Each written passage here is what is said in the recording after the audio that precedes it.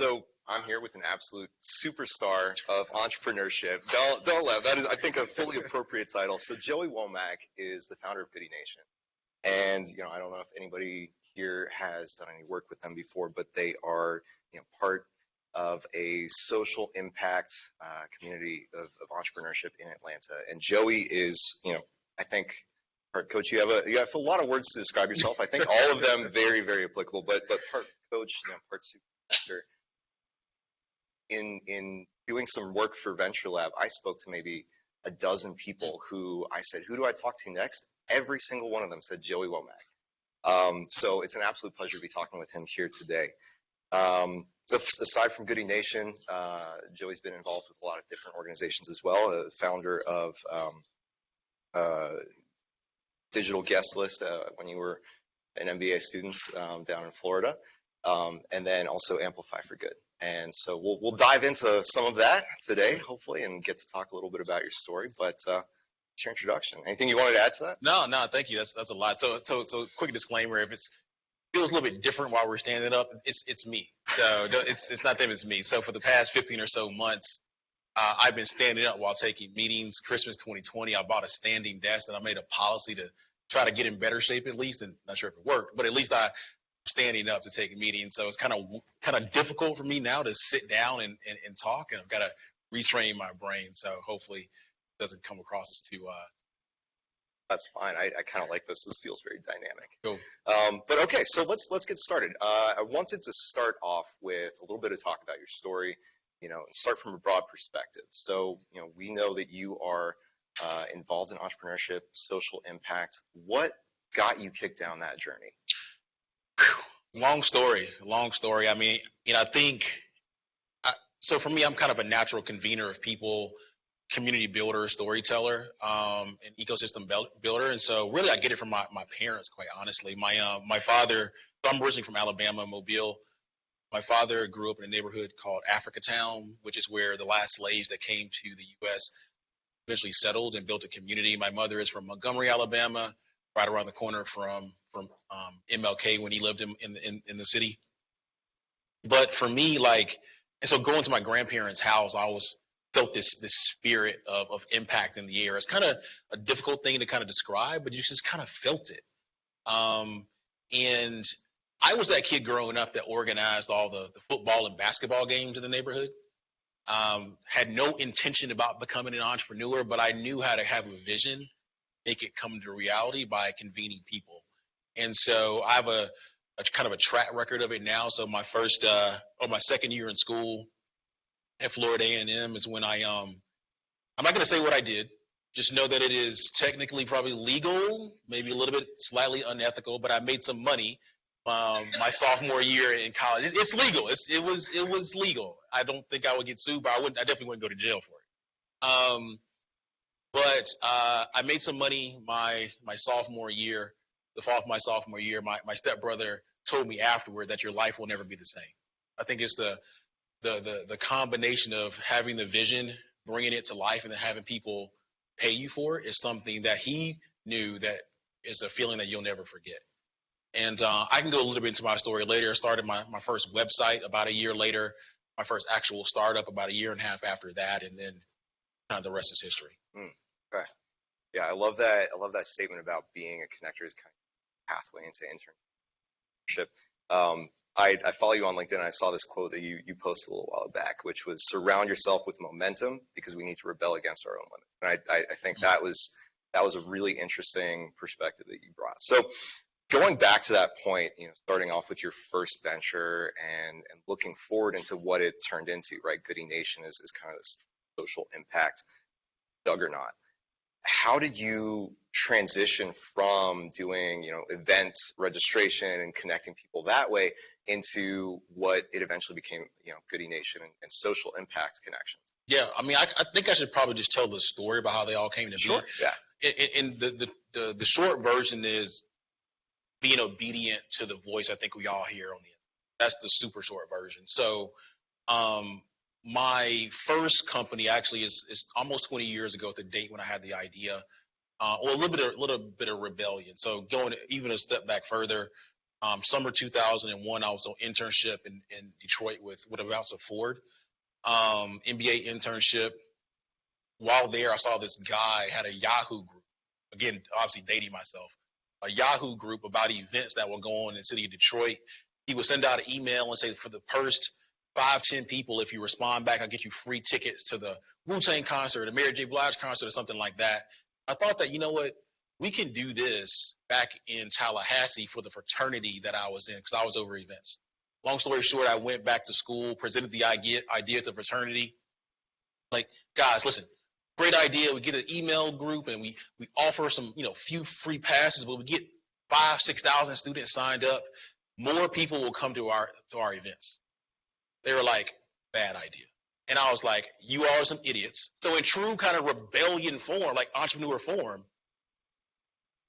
I did what amounted to an MVP, minimum viable products. I said, you know what? Secretly, I will do it myself. I'll prove to them this idea is worthy. And so I took a clipboard, signed up 35 people, put them into a Yahoo group, promised to get 5 people into the party. I kind of snuck them in. And so I think 22 people responded out of that 35.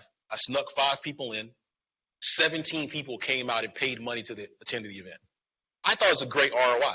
Didn't cost us anything except for the 5 people.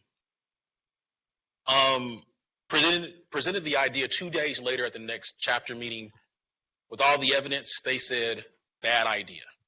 I'm like, you know what? Okay, fine. I'm in business school. I'm going to focus on not flunking out, quite honestly. And I didn't think about it again. But March 21st, 2002, leaving after I left my last class of the day, bright sunny day, on a Thursday. I got into my car. This is an old 1997 Honda. The CD player was off, CD player and stuff like that. And I pull out of the parking space. I'm about 2/3 of the way out. And I hear this voice in my left ear, like a loud whisper, almost like someone was speaking to me right here, but in a whisper. 2 words, do it. And actually what I thought was, like, if you remember like scary movies, especially back in the day, someone like in the back seat, I legitimately stopped the car and thought that one of my friends was playing a prank and got out and looked in the back seat. Legitimately did this, I promise. Back seat was empty, but I knew exactly what it was. I went home and started to write the first business plan for digital guest list. So that's 2002. Had no intention about doing it full time after I graduated.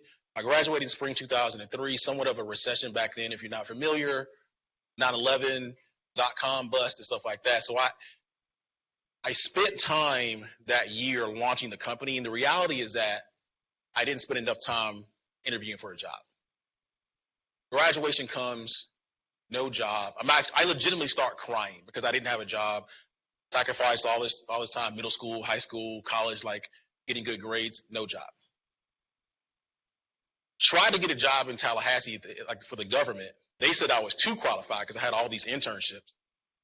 And I felt like there was only one door to walk through, and that was to do the company full time. Didn't want to do it.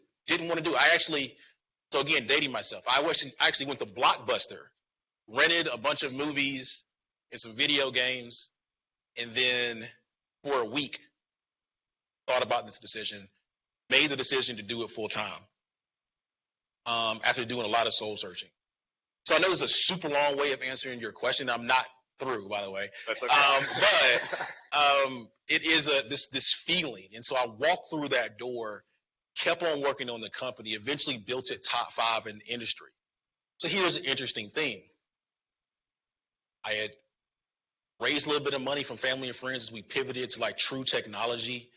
And I began to have this feeling that I should take all these key learnings and share them with other entrepreneurs, especially in my network that look like me. This was maybe 2008, maybe mid 2008, late 2008. So what I started to do is I read articles from like Steve Blank on customer discovery and customer development and Eric Ries and Lean Startup. I would send an email out to a mentor like, this is awesome. You should do this for your own company. Became one person, became 2, 3, 4, 10, 20. And then Facebook groups came out in like 2010, I think around this time, 2010. I started a Facebook group. 2 years later, 2012, NBA All-Star Weekend in Orlando. 10 years after I launched the startup. This was the height of what we're doing. Successful weekend. I knew right then and there, while we were at our peak, that this is not the future. And I made the very difficult decision to tell my team, like, hey, listen, you all sacrificed a lot for me and for this vision. This ain't where we're going. I have this passion. I have this feeling to help out other entrepreneurs, particularly at that time that are diverse, with growing their companies and getting access to the resources they need to achieve their potential. So that's when I set down this pathway of supporting entrepreneurs. So that initial feeling from sending out those emails was a whisper, and then it became a knock, and then it became undeniable that I had to walk through that door, even though I was at the height of what I was doing. So again, the point I'm trying to make here is that I think it starts as a whisper, and then eventually it'll get louder and louder till you do something about it. I mean, you took this one vision that you had, and you had an entire team bought into it, and listening to that inner voice directed you in a different direction.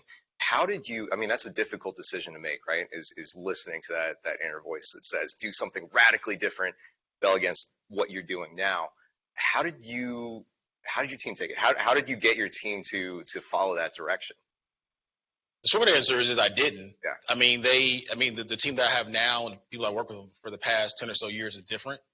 I just had to make the decision for that group of people. It was a different group of people that were then going to go into this next phase. I'm not going to go into too much detail. It's a completely different story, but great people, they supported and so on and so forth, but their skill sets were different than where we were going in terms of technology. Gotcha. So that kind of leads into my next question, which is, we talked a little bit about this already, is that everybody knows you as kind of the super connector. You are the hub of entrepreneurship in Atlanta. And I'm really curious, how did you had this vision, you had this voice saying, hey, this is what you need to be doing with your life. How did you become that guy, the guy for entrepreneurship, the guy to talk to if you wanted to be in the community of entrepreneurs? I mean, a few things. So going back to family, so my mother is like a human Facebook. She was that version of me for me. She was that. So I don't know if you have a parent, grandparent, family member that would, support you growing up and try to introduce you to like all these people. If you had one of those people in your life, like that was my mother. No matter what situation, we could be at McDonald's, we could be at anything. She would try to connect me with someone that could help me, achieve my potential. And so I think part of it is genetics, and then part of it is, and then a great role model, but then part of it is this belief that we have everything that we need to create the change that we seek, but we're just not efficient in making connections to achieve that potential. And so believing that statement combined with the genetics of naturally kind of making connections and paying it forward led to me to kind of do what I do now. And so I believe if everyone, as it relates to entrepreneurs, if we can just make 4 great connections for entrepreneurs a month, it'll help them get more money through the door in terms of revenue, more funding. It'll lead to higher levels of professional development, which ultimately leads to achieving their potential, and also lower levels of stress. What I'm curious about as well, especially speaking to an audience of people who might be going through a life transition, right? Talking, MBA students, but also, people beyond that. We find out how you actualized on that vision, but did it take any kind of a life experience that tuned you into that voice? You said you were leaving class, last day of class, and that was kind of a big moment, but was there anything that kind of drove you to listen to that whisper that then became that shout? Oh my gosh, I don't really know how much time we have. There's one thing I do want to share around what happened to me in January 2014, but I do want to share some story from college, and hopefully maybe some of you all relate, or maybe hopefully you can't relate, but you've seen some others. Okay.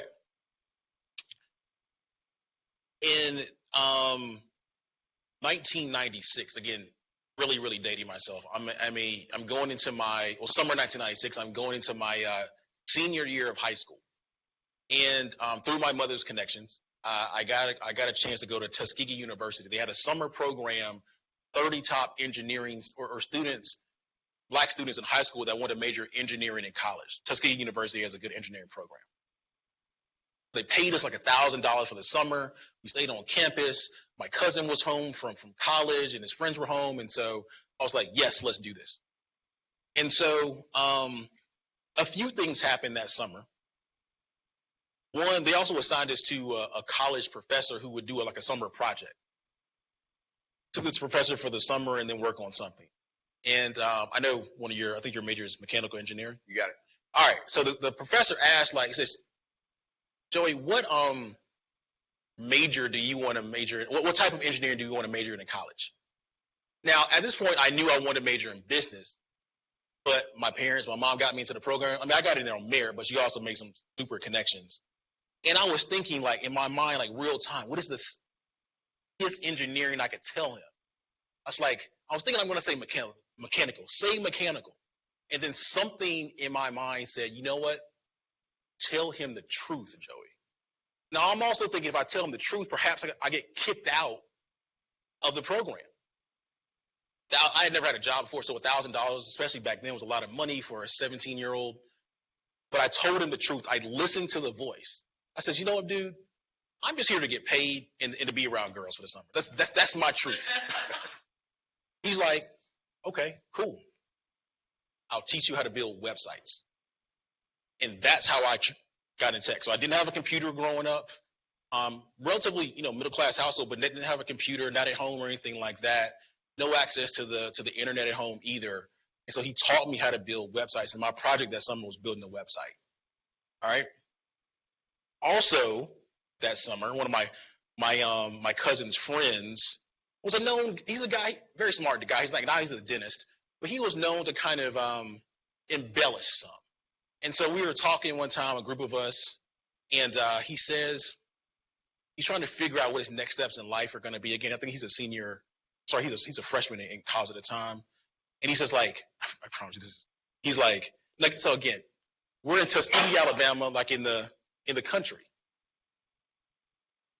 Guy says, pray to God to give him a sign about what to do next. And he's like, at that point in time, a cougar walked out of the woods next to his house or something like that. And he took that as a sign. Whether it's true or not is really irrelevant, but the whole praying thing kind of stuck with me. So fast forward to my freshman year of college, literally the first week before class start, but when you get there and then when stuff happens, maybe, I don't know, it was like here, like parties or something like that. Now raise your hand if you ever heard the speech from your family, your parents about not getting kicked out of school. Has anyone ever heard that? Don't do anything stupid. I got that from my people, right? Matter of fact, they threw a barbecue for me and everyone said just don't get kicked out of school for doing stupid stuff. So to make a super long story short, the Saturday before classes begin, I got talked into throwing a party at my on-campus apartment. And the long story short is the cops came by, they found alcohol and people not supposed to be in there. They racked up, they said you have $5,000 worth of fines. Now I'm also on full scholarship. So school starts that following Monday, 2 days later. They say, come to us at 8:00 in the morning. We're going to talk about this. They sit me down. They're like, Mr. Womack, you have $5,000 in fines. You got two options. Either pay $5,000 or you can sit out of school for the semester. Now, again, I just had that talk. I'm on full scholarship. I cannot do this. I cannot do this. Then they gave me a third option. They said, you can, help us out, blah, blah, blah. Super long story short. So after that meeting, I went back home and I thought back 2 years to that conversation in Tuskegee, my cousin's friend, and I prayed. I was like, God, get me out of this. I promise I will not drink for my entire freshman year. Stupid stuff, right? That 19-year-old, 18-year-olds kind of me. I will not drink. I'm not supposed to be drinking anyway. But I made that promise. Long story short, I got out of it. They actually moved an old RA into the on-campus apartment to look over me, quote unquote. And the rest is history. So I never forgot those two things. And list that was like kind of the start of me gaining the muscle to actually be obedient to these voices and stuff like that. It manifested itself a little bit later on.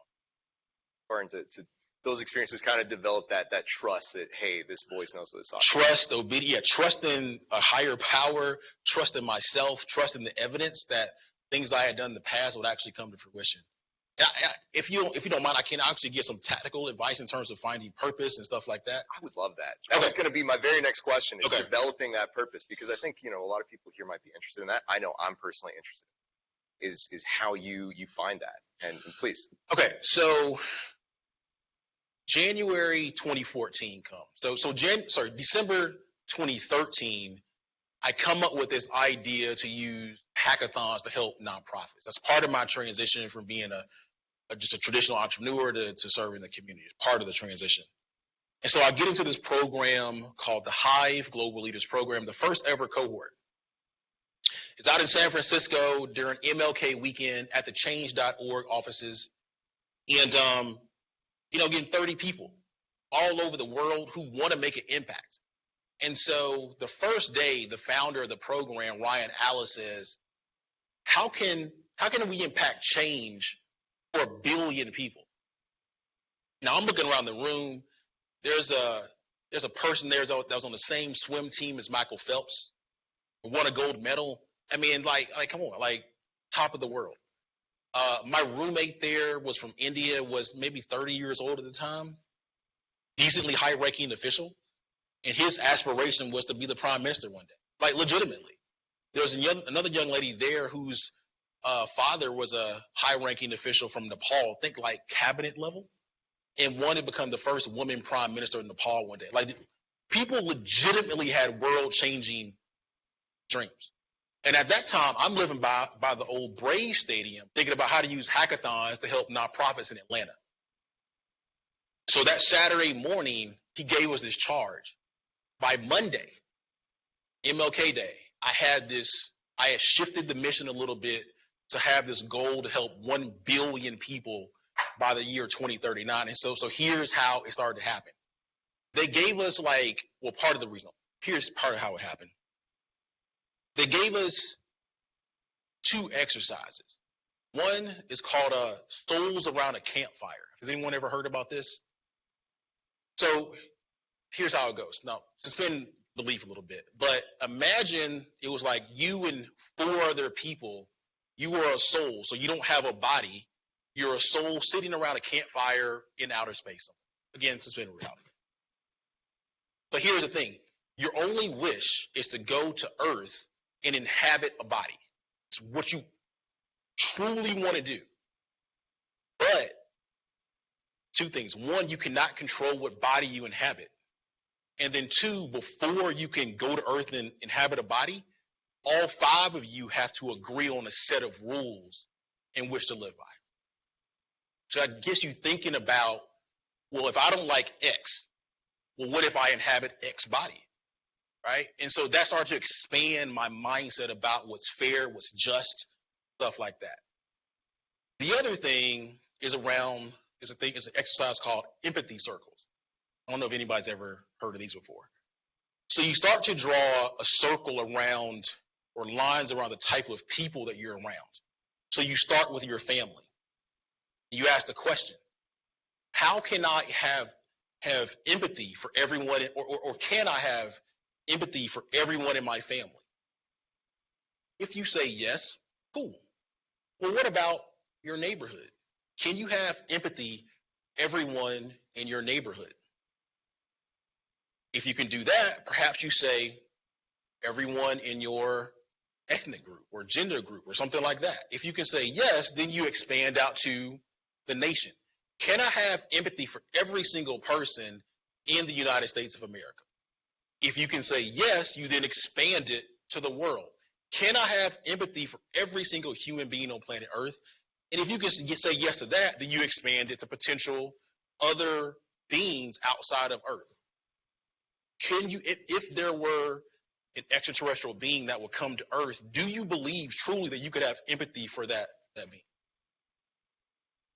what I realized about myself at that moment was that I could not expand outside of Black to the United States because I felt like the United States did not care about me as a Black person.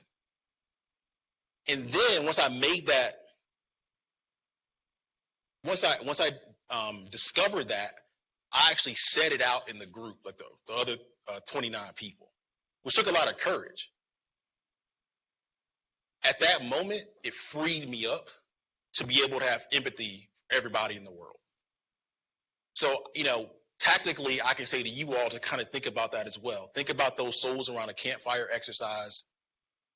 Think about the types of people that you can have empathy for, and be honest with yourself about who you can't have empathy for. And there's a third exercise as well, which is around defining your purpose. So think about drawing like a Venn diagram around 3 circles. First, think about the type of things that make you upset in this world, that truly piss you off. And so for me, people think that maybe I'm upset about things like racism and stuff, which is true. It does make me upset. But what really makes me upset in this world is lack of unrealized potential, which actually means I'm perpetually always pissed off. But that being said, you know what I'm saying? Like, that's what really makes me upset. When people are late, it makes me upset because I feel like they wasted time that I could have used for something else, or to see just people not getting the opportunities that they deserve in this world. So that's the first thing. What makes you upset? So draw that circle. The second circle is, what were you like 3rd, 4th, 5th grade, especially if you went to school here in the U.S. Before like the kind of pressures of the world, you start to get into middle school and the pressures of society start to kind of come on you. You want to be popular. It's what you're wearing, who you hang with. Like, what type of activities did you do you could just be you, right? Not trying to impress anyone else. Maybe you closed the door in your room at home and you could just be you. What did you draw? Did you sing? Whatever. So what is the intersection of what you were like as a 3rd, 4th, 5th grader? What makes you upset? And the third thing, if you can, not everyone can do this, but if you can, I'm gonna stop here, by the way. The third thing is what your parents were like. Maybe grandparents, brothers and sisters. What were the things, the skills they have, or, and maybe in some cases the jobs they had? So, for example, I said my mother's a human Facebook, right? My father is a storyteller. He's a community builder. He's a community activist. And so the intersection of all those 3 things, perhaps what your family, your family was like, again, if you could figure that out, what you were like as a kid, 3rd, 4th, 5th grade, and then what currently makes you upset, the common area is your purpose. And at that point, just set a goal about what you're gonna do, a goal that's smart or however you're going to define it, and you'd be good to go. I do have a couple other questions. However, I don't want to be completely selfish, and I do want to open it up to any questions from the audience. So if you have anything, feel free to fire away. Or if we've got anything online, I'm not sure if anybody's streaming there.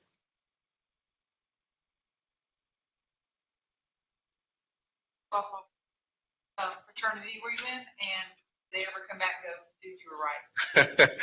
Yeah, I pledged a big new chapter of Alpha Phi Alpha Fraternity Incorporated. No, they actually started to become a little bit upset when I got popular on campus, and some of the other fraternities, the competitors started to hire us or pay us.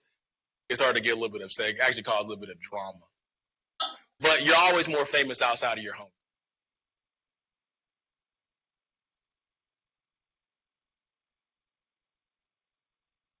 First thing, I'm also from Africa. But what would you say to someone who is a person who has an idea? What would be the first step you would advise them to take to fulfill their potential? Good thing. I think just do. Just do. So many people, depending on how they come up with the idea, they can see it in their head and they want to make it perfect. Don't worry about it being perfect. Just do it. Just learn from your mistakes. Learn along the way, but be proactive, almost like what's the word I'm looking for here? Be very just always analyze what went wrong, what right, and then just learn from your mistakes from there. Be dead set on learning from the activities and just do, because it'll never be perfect when you start. It's only after in the startup space, like rapid iteration and consistent continuous learning and stuff like that, you're gonna be successful. Very rarely will somebody knock out of the ballpark on the first try. Just simply do.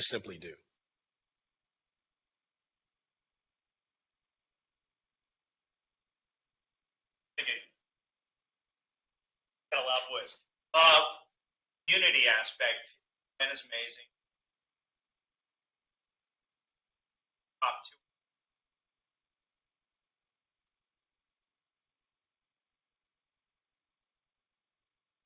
Yeah, there are a lot of things. I would say we are underperforming, I think, in two areas that could kind of coincide down the line. One is the community building and ecosystem development of content creators. So Atlanta will claim it's the hip hop capital of the world, and there's a ton of content creators just in that space alone, but they don't get the type of support in developing their businesses like tech startups do, quite honestly. And so if we could apply the structure and the support that the tech startup community here has in Atlanta to these content creators, which are technically small businesses, I think we can make tremendous impact, not only on the city, but really the rest of the world. The second part is around capital for small business owners or companies that are not necessarily trying to become the next Facebook, Google, Amazon.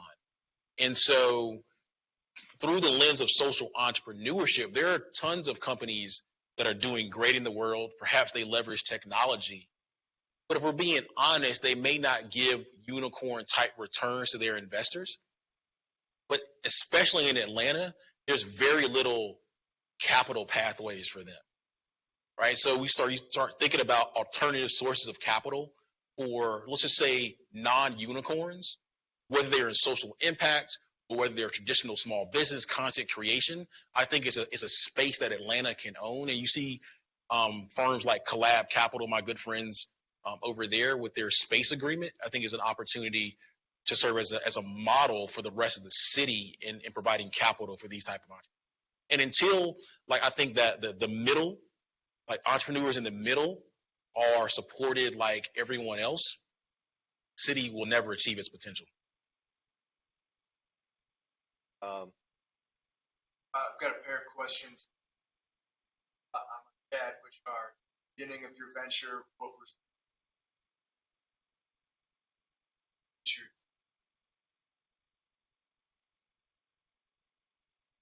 Good question. So I'm gonna answer that through the lens of my original startup in college.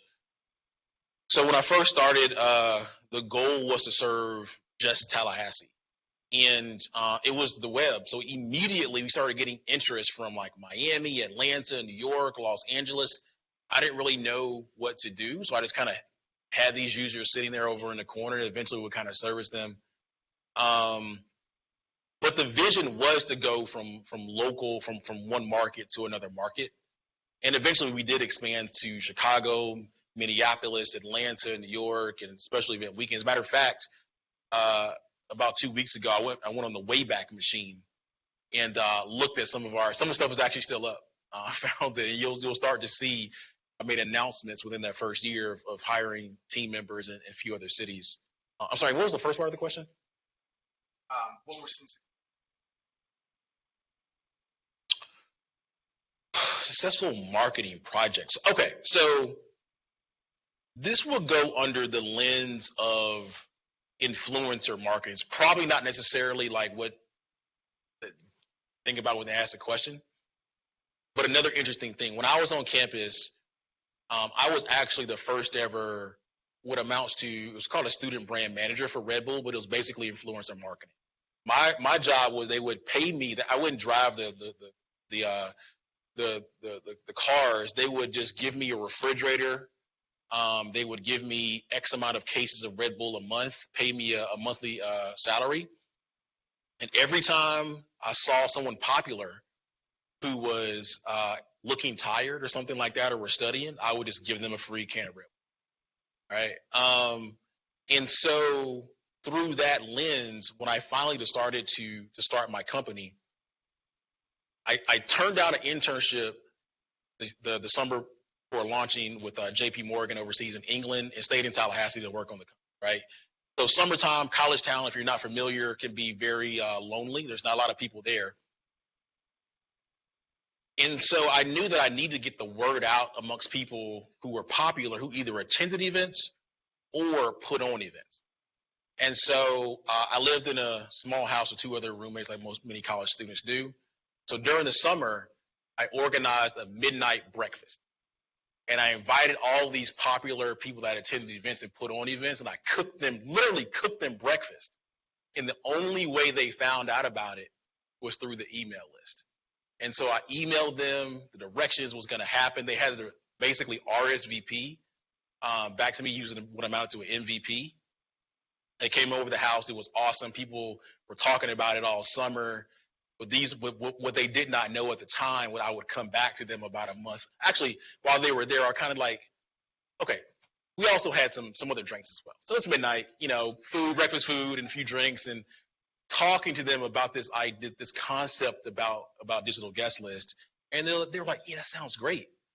And then I would come back to them about 30 days later, and they end up being my first customers. So fun fact, I went on 2 outbound calls for digital guest list. Both of them I sold on that first meeting. They came to the event and they heard about it. And since then, I've never done any outbound sales, period, in my life. Everything has been inbound. We have time for one more question. So for the undergrads in the room, what advice would you have for them during their time here at Scheller or beyond Scheller of what they should do to position themselves if they're interested in being entrepreneurs? Yeah. Look at all the experience you have. So a few things. One, look at every single experience you have within your organizations, within your organizations and other opportunities around school. You just simply go from idea to something tangible, like to the earlier point, to the earlier question. Get used to what I see in talking to many college students. They start to discount their experiences in various organizations, putting on an event like this, moderating, so on and so forth. All these things will inform you and impact you whether you realize it or not.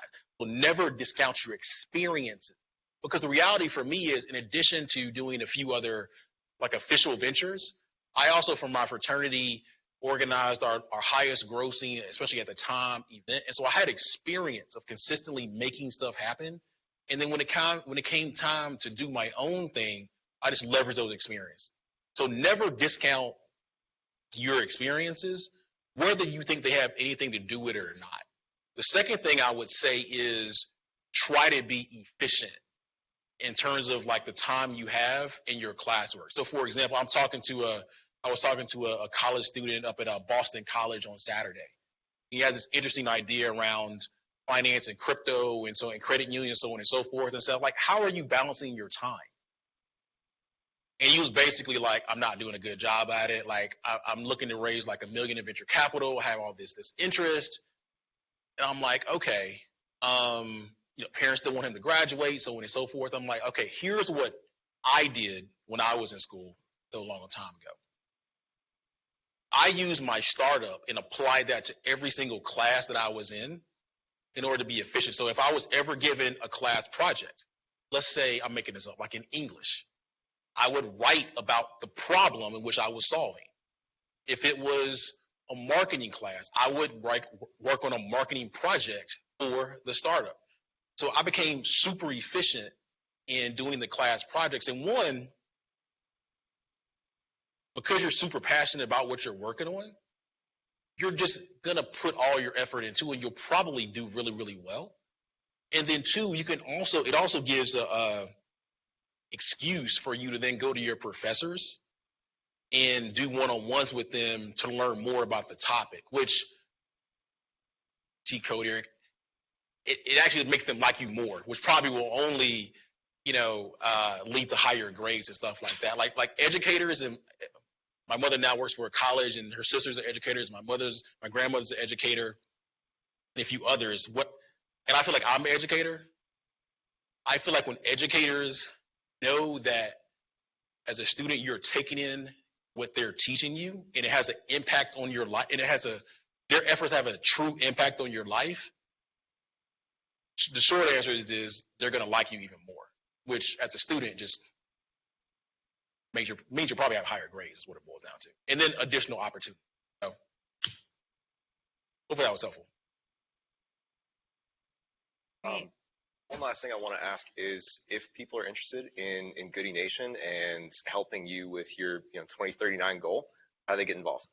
Yeah, so simply go to our website, goodynation.org. You can hit us up. Follow me on LinkedIn to shoot me a note where you saw me, stuff like that. We have a number of different opportunities coming up, especially kind of in person. We're looking for support. Right now we have an Emory student that's working with us as well, helping us with the investor readiness evaluation. So we're always looking for opportunities to support students and help them in their educational pathways. But also, just being honest with you, we're just looking for awesome people. We feel like, if we can help you in your way and you can help us achieve our dreams, like we're going to make some magic happen together.